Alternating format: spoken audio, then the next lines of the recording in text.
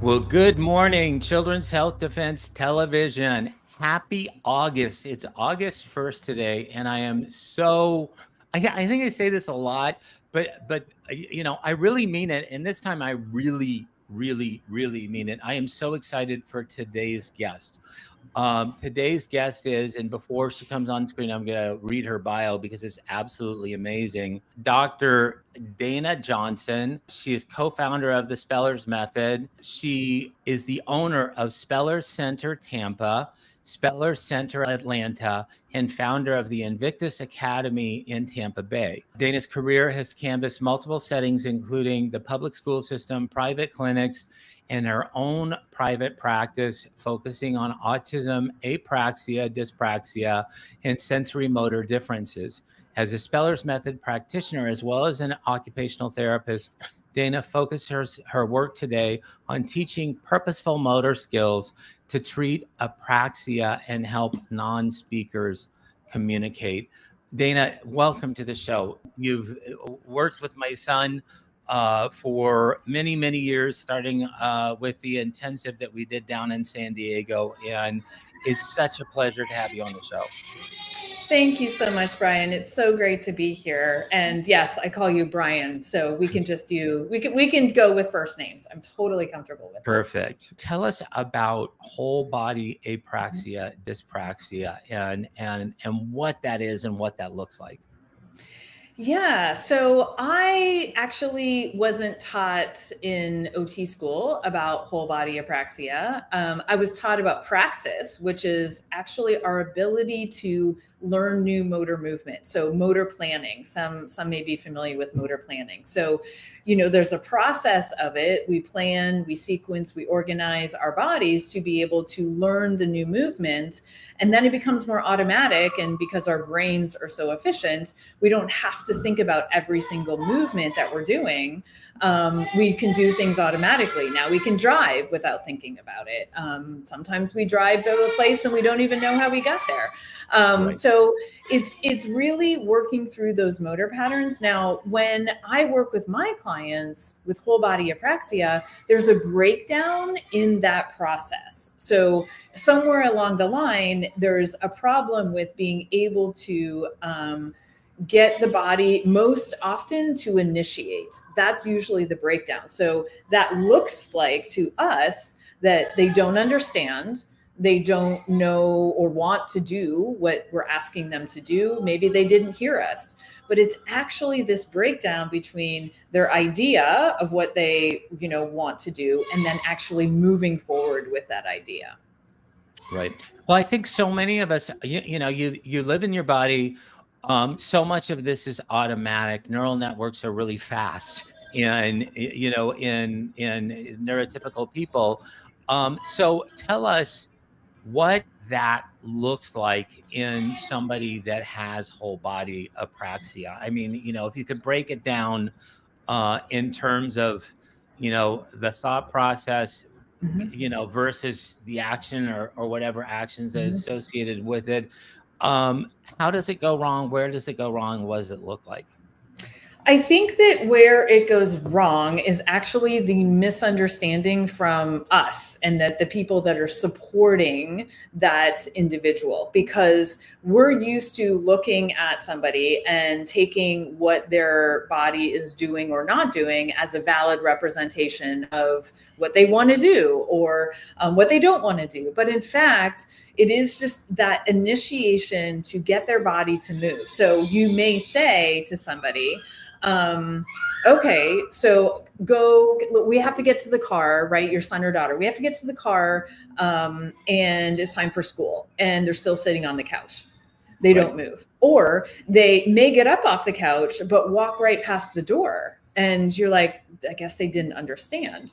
And so traditionally, this is what I was taught.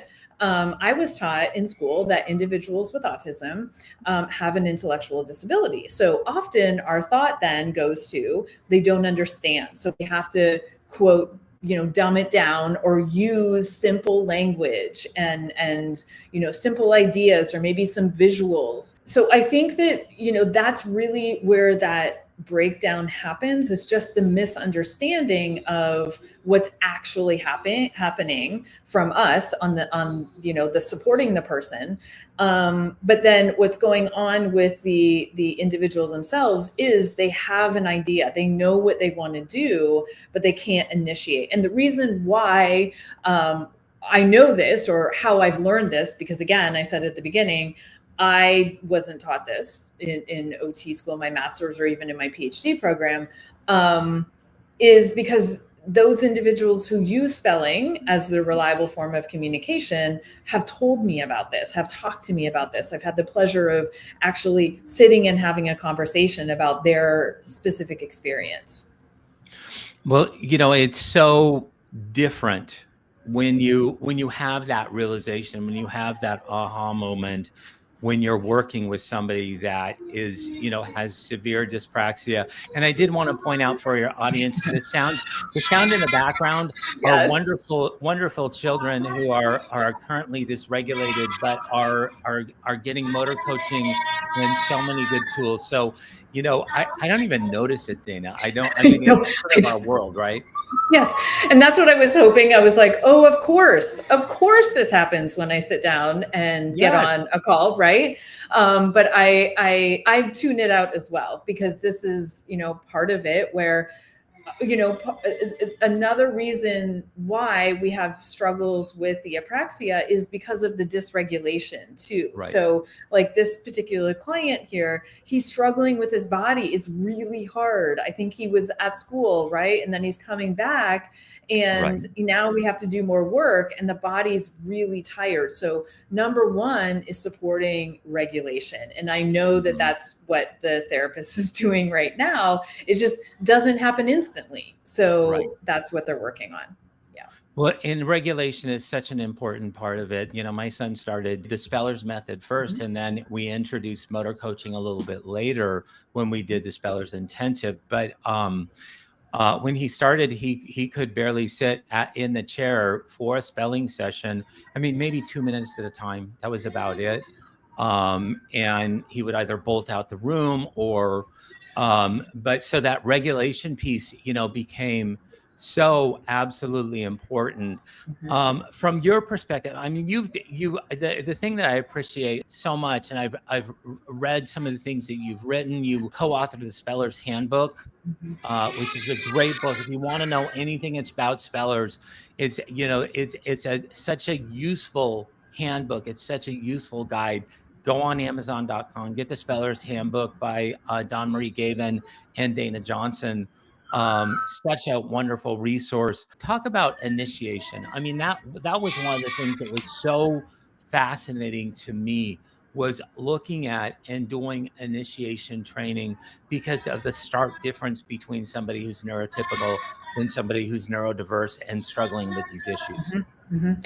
Right. And when I talk to families about apraxia, I will often start with initiation is the hardest thing that my clients need to do. It's the hardest part for them. And I think that when parents come in and they're asking me questions, and it's like, but I'm so confused, because he'll do the same thing on his own. Like he will just go and walk out to the car. Like, what's going on here? And it's when it's the on demand, right? When we have to actually intentionally move our bodies because somebody has asked us to do something, or we have an idea and we want to go and do that, and we want to go get a drink, we want to go whatever that might be, and we can't do it. That's when it's difficult, and that's what we see. That's what we see on the outside. We don't see the part of movement, that there's actually a cognitive component of that, and that is, I have an idea. I have to plan, sequence, and organize that idea in order for my body and my motor system to take it over. So that's where we see that breakdown is right at initiation. And that's not for every single individual. Sometimes the challenge is on the other side of it, which is ending the movement, stopping the movement, or inhibiting. So that's the example of, okay, let's go to the car, and they walk right past the door, right? Everything that we do requires a sequence of initiating, inhibiting, and we continue through life that way until we've developed the motor plan. Well, and it makes so much sense. The first time that we stepped into an initiation session, and the way that this looks is that, with the speller, they've got several objects in front of them, 3 objects. You ask them which object they want to grab or grasp, and their task is to grasp it and give it to you. And then once they spell it, then you don't prompt them. You stop at that particular point in time, and then initiation is all them. And Dana, literally the first time that we did this with my son, it took him over 2 minutes to initiate. And that was so, you see that you're building neural connections, but you also see sort of the neural disconnectivity because it takes him so long. And we've gotten down to probably about, anywhere between 5 and 20 seconds now, which is absolutely amazing. But and you see these neural connections in my son, who's 27 years old, who still has neuroplasticity and will. But that was such a stark reality to me, because the first time somebody described an initiation exercise to me, it was JB Handley. I thought, oh, that's stupid. But it is a real struggle, and it's something that has to be taught. And that's really why I think you're, in so many ways, and this is just one way, you're digging gold with these wonderful special people. Yeah, and it's interesting to think about that too, because I talk to parents about prompting, right? Because you talked about prompting a little bit too, Brian, about, okay, so how then do we teach these movements? How do we help them to get the initiation? And there's a number of things that we can do, but prompting shouldn't be looked at as a negative thing. And I think that in our world, especially mine, being in the therapeutic world of like as an OT, even behavioral therapy, parents just think that prompting is bad and my child is going to become prompt dependent. And I don't see that. I don't see that because I'm thinking about it as building new motor pathways and the brain body connection through neuroplasticity. But it takes the practice, it takes, repeating things and working through these movements. But specifically addressing, initiation is definitely, like further down the line, right? Like you were even talking with your son, how you started one thing, then you moved into motor coaching and really working on those motor plans. And now we're really specifically working on initiation. So There is definitely a process, but also like I use an alarm clock to get up in the morning. That's a prompt. I couldn't be successful if I didn't have that, right? So I think that reframing that and shifting mindsets in this whole idea of whole body apraxia is something I'm working really hard to do, because I think that has to happen as well. I hope everybody out there sees this, because this type of change is slow in coming. And I know, as a practitioner and really, in some ways as a voice for these children and giving them a voice, and adults as well, that it has to be frustrating getting acceptance of these new concepts like whole body apraxia. I don't really know. I know a very, very, very few people in the research world that even touch this. And I know that, so much is so limited around the types of therapies that are available for, neurodiverse people.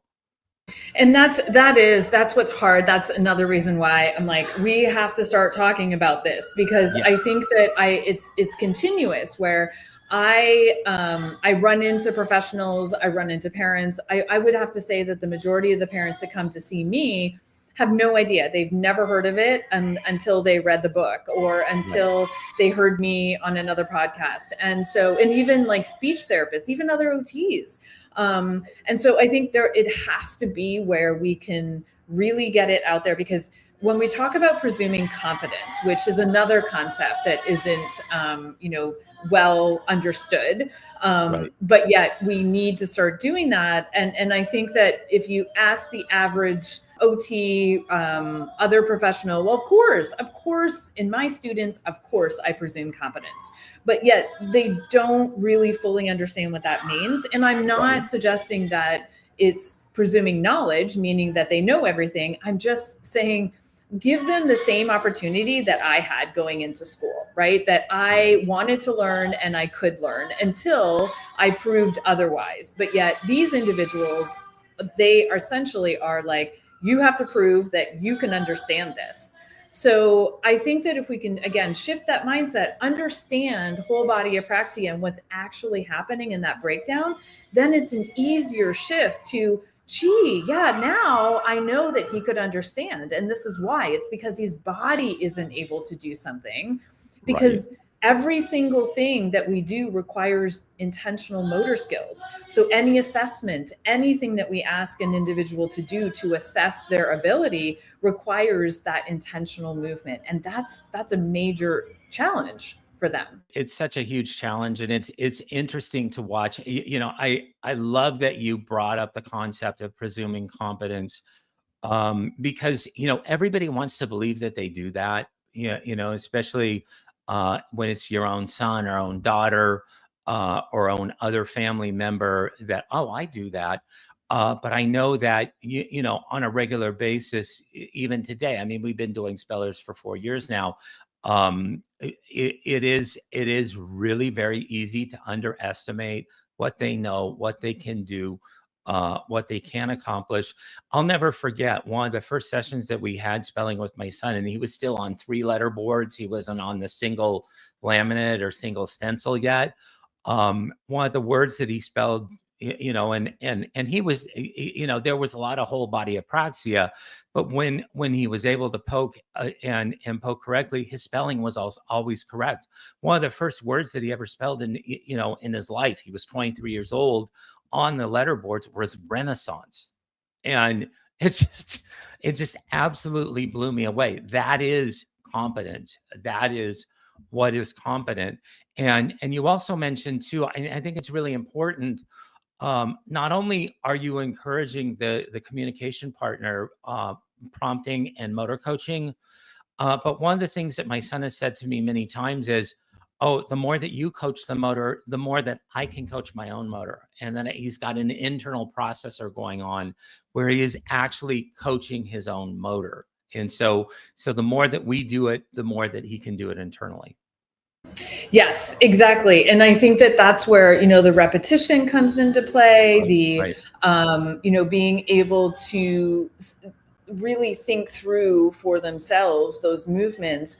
I think the biggest thing is the confidence piece with my clients and like your son, right? Is that confidence starts to build. And just like us, when we have more confidence in our abilities, we're going to keep going and we're motivated. And I think that also then shifts to the parents, because they see it. They see like, oh my goodness, when I'm coaching his body in a certain way, or when I'm helping and prompting in a certain way that's individualized to him, oh my goodness, he's so successful. Like, he's doing this. And it's just so awesome to be able to see that interaction. Now, the one thing with apraxia, though, which is frustrating for everybody, is that it's consistently inconsistent. So one day we can do it, and then the next day, the next hour, that, it's like they've never done it before. And so I think that, sticking with it and keeping that motivation high is so important. But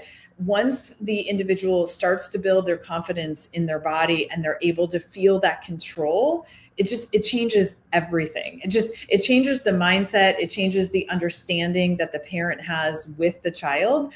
And I'm also the first to say that everything can't be attributed to apraxia. Like, I don't suggest that every 7, 8-year-old wants to do everything that you're asking them to do.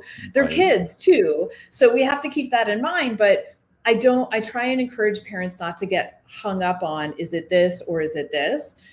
Because it could be, a behavioral response, like they're trying to escape, or they're, not being compliant, or those words that I hear. And I'll say, to me, it doesn't matter. I'm still going to coach their body, because it could be apraxia too.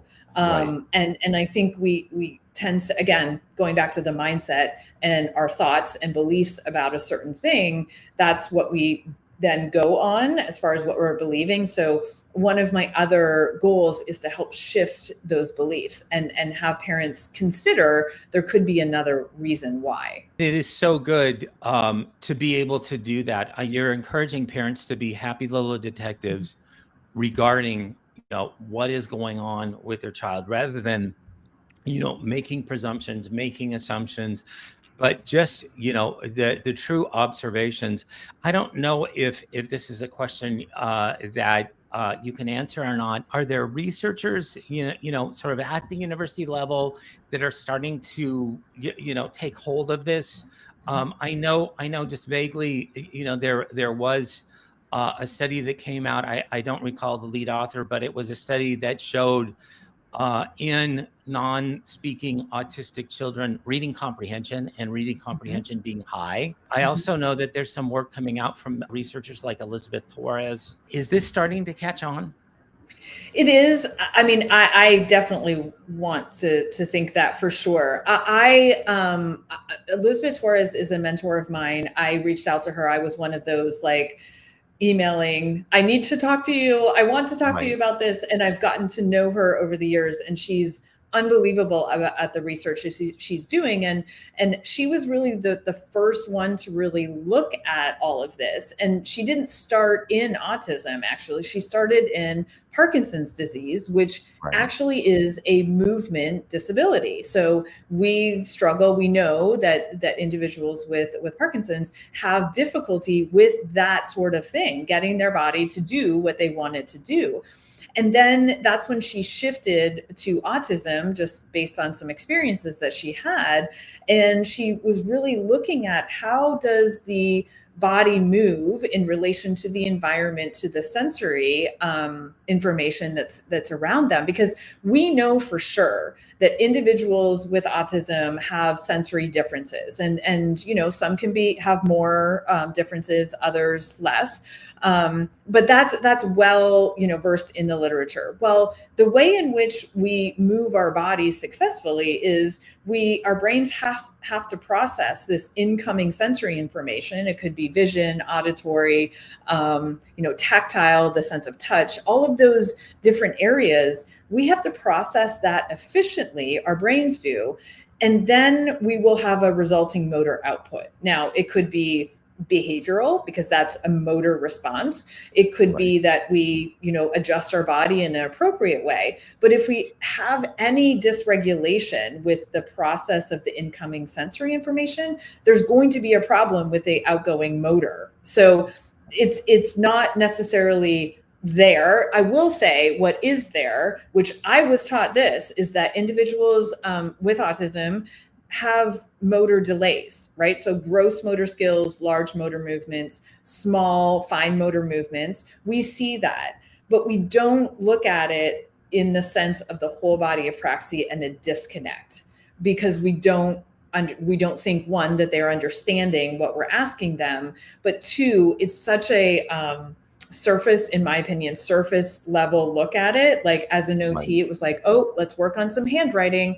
I'm like, yeah, but wait, their brain and bodies aren't connected. Like, how are we supposed to do such a fine motor skill like that?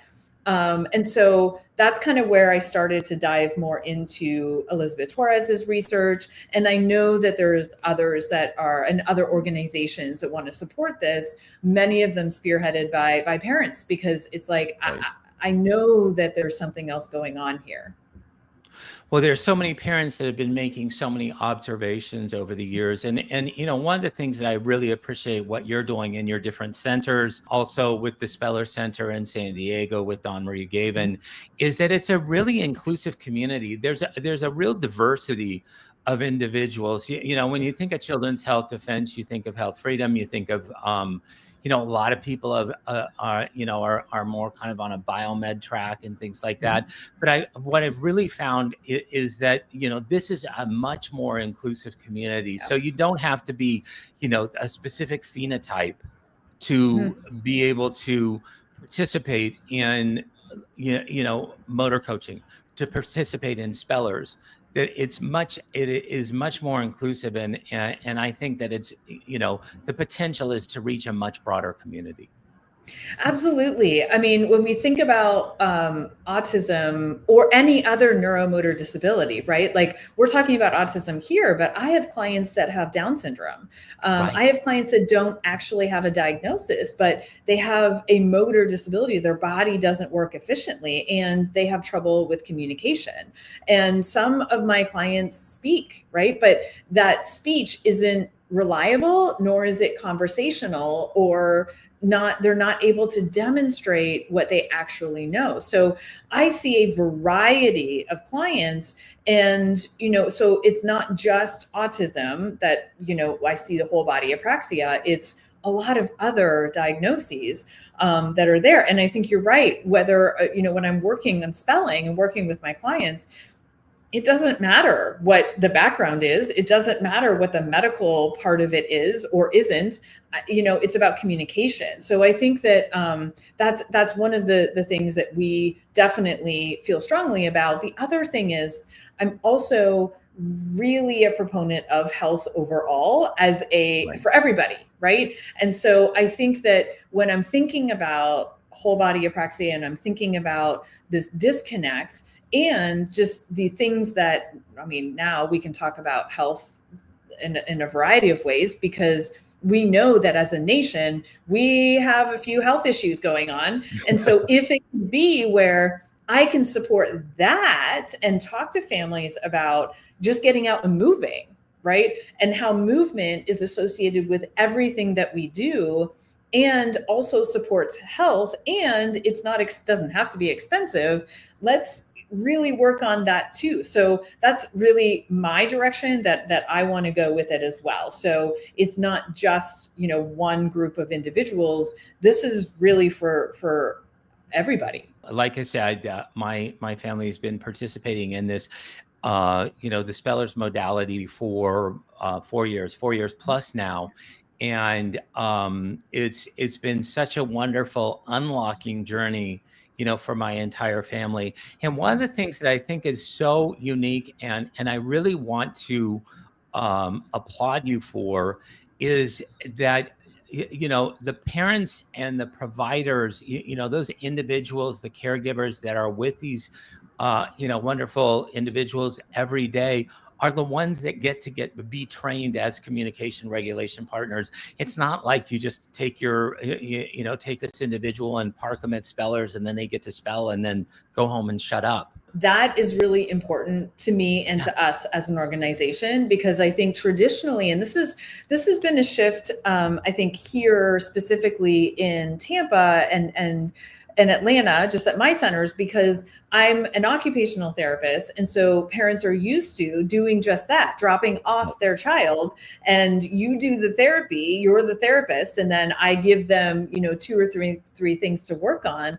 This is very much a part of, I'm a coach. I'm coaching you so that number one, you can communicate with your child. But number two, I work on the motor coaching as well, so that you can support your child for everything that they can do, right? So this is almost like learning a new language. I joke with parents sometimes, because they'll find it's like, oh, now I'm using it with my dog and with my husband and with my other kids, because it's like, it just comes naturally, because you see how well it supports your child and their ability to initiate and to be successful with things that you're asking them to do. And, just overall for their independence, and that's where you start to see the confidence building as well.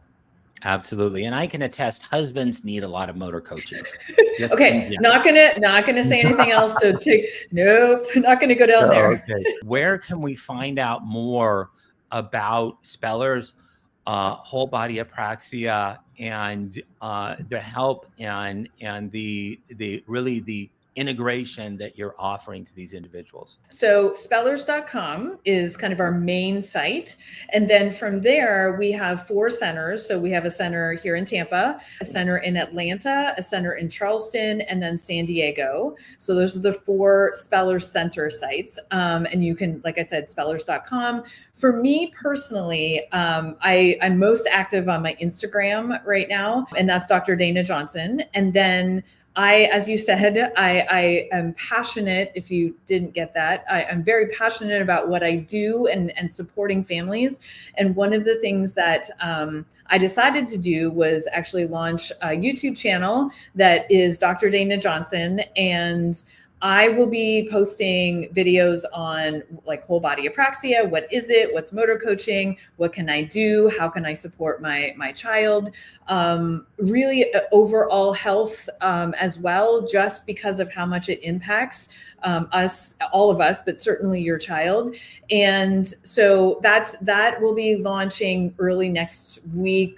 So that's actually perfect timing for beginning of August. So you can look for that, but certainly that's where you can reach me directly. This is such an exciting time. And really, I mean, when you look at whole body dyspraxia, regardless of what the diagnosis is it 299.0 autism? I always think an ICD-9 code, Yes, yes. but is it, you know, whatever it is, it's very difficult in society now to find a person that isn't, you know, personally tied or affected themselves, you know, by these issues. So I really recommend everybody check it out. Go to spellers.com, watch the movie, spellersthemovie.com. Also, Dr. Dana Johnson on Instagram, and then your YouTube channel that you're just launching. Check out these resources, let people know. And Dana, thank you so much for joining us today. Thank you so much, Brian. It's been great to chat with you a little more. And thank you for joining us for this episode of Doctors and Scientists with Dr. Dana Johnson. Tell your friends, spread this episode, spread it around. You're going to be helping people, and have a great day.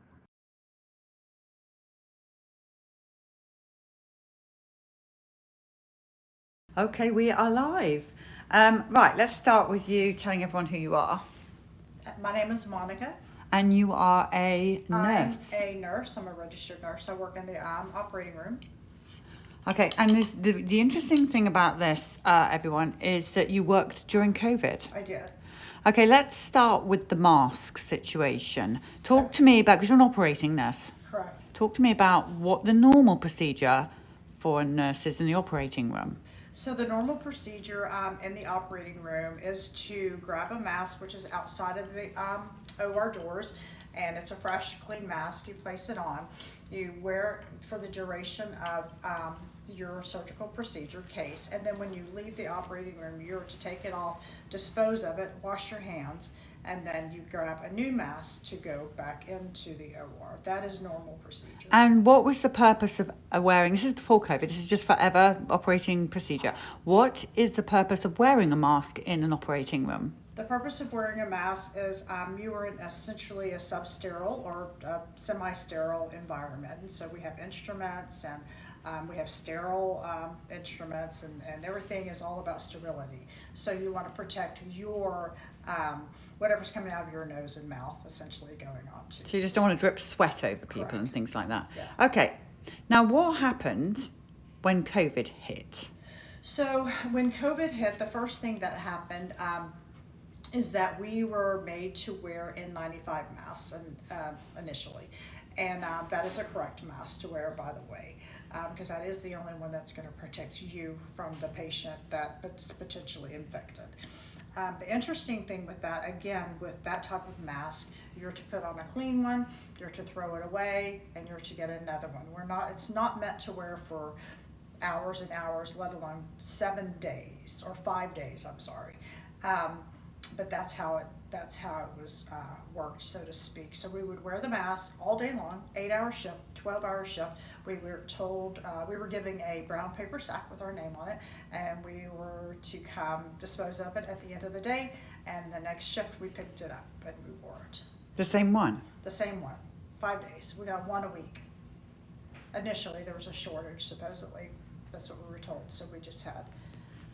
So let's get this straight. So you went from pre-COVID. You went from, even if you just touched your mask, where you had to you weren't allowed to have it hanging down. Correct. And you had to dispose of it and get a fresh one. Yes. To something that was supposedly a serious threat to the world. Correct. Where you wore the same mask for, I mean, okay, it was an N95 one. Put it in a brown paper bag. Pick that same mask up. Right. So how does that make sense?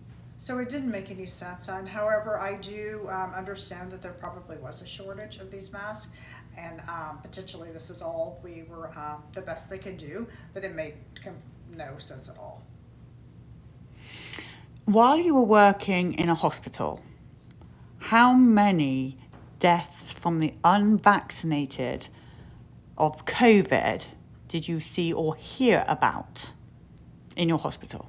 How many people died that were unvaccinated of COVID? So, because I'm an operating room nurse, I can't speak clearly to that, but as I spoke with and heard of like ICU nurses and that sort of thing, they were people dying that were vaccinated, and then also obviously unvaccinated, but they usually were pretty sick people. Right, but also, sorry to interrupt you, that was rude, but I just want to get one thing clear. What is the definition of unvaccinated during COVID in a hospital?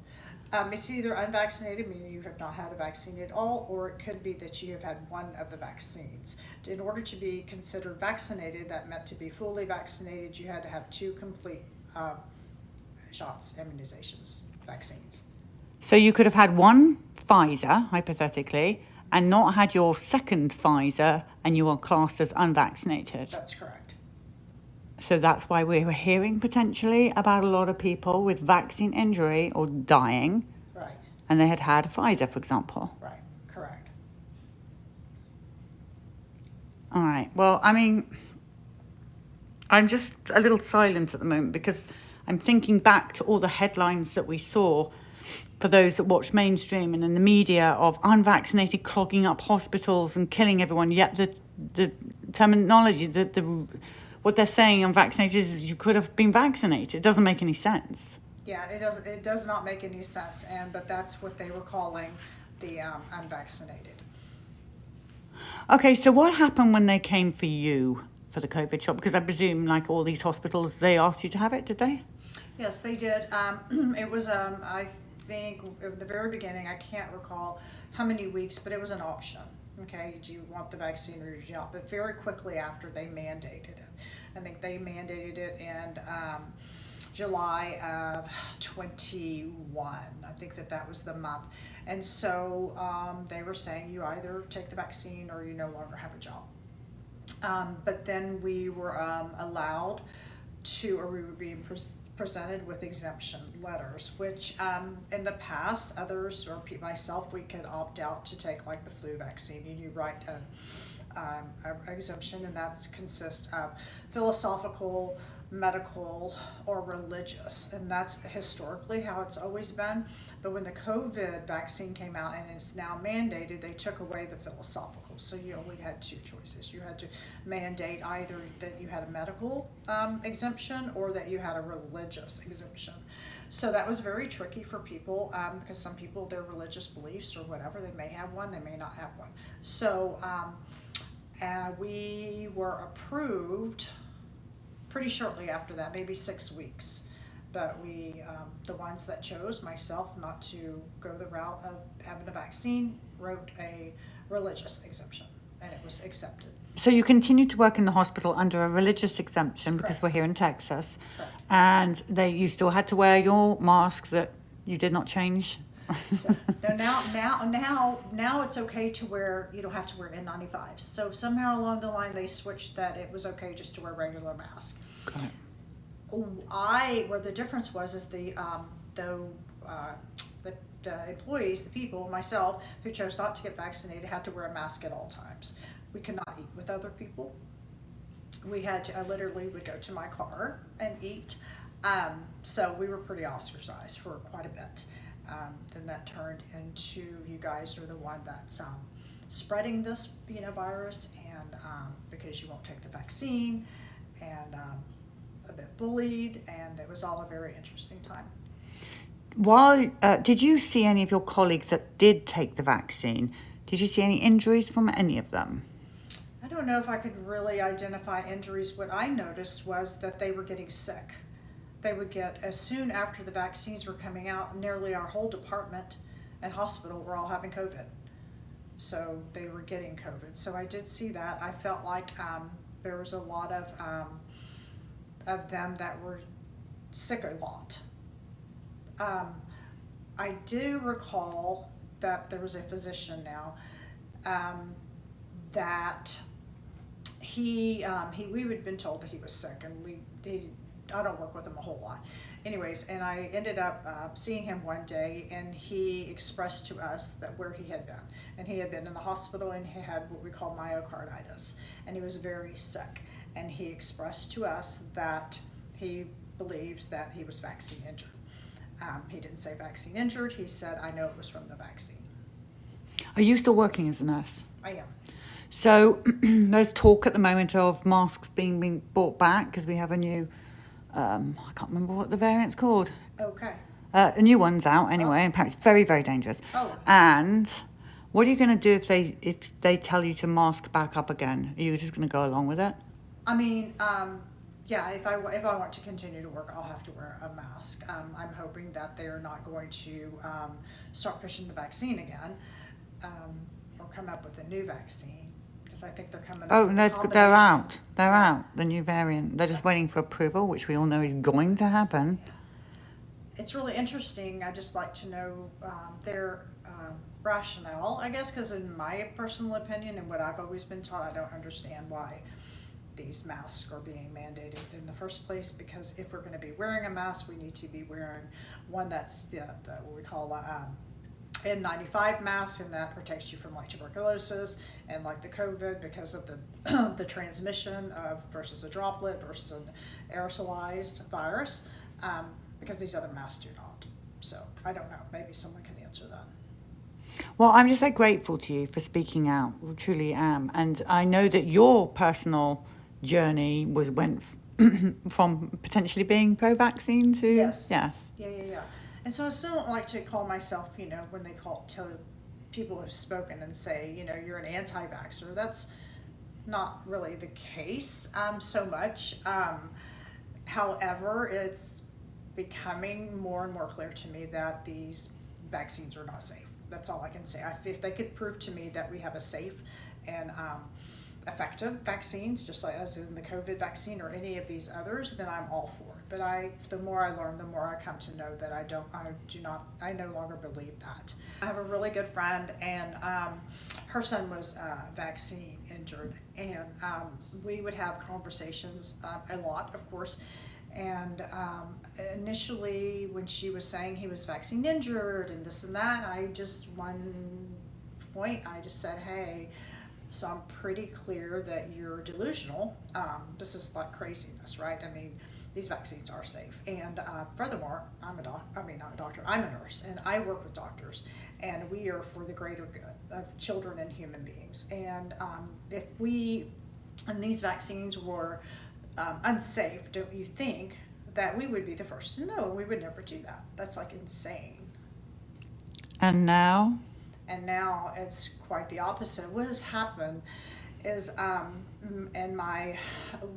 after looking at this for a really long time, they don't know. That's what it is. They do not know. Doctors do not know. They're being told, just like pediatricians are being told. Their vaccine schedule is being essentially told by pharmaceutical, by big pharma. That's who's dictating that schedule and adding to that schedule. They do not. They're unaware. Same with the COVID vaccine. They're being told from the higher ups or the big pharma that this is what we have and this will protect you. And in my personal experience, I can tell you that it has not protected.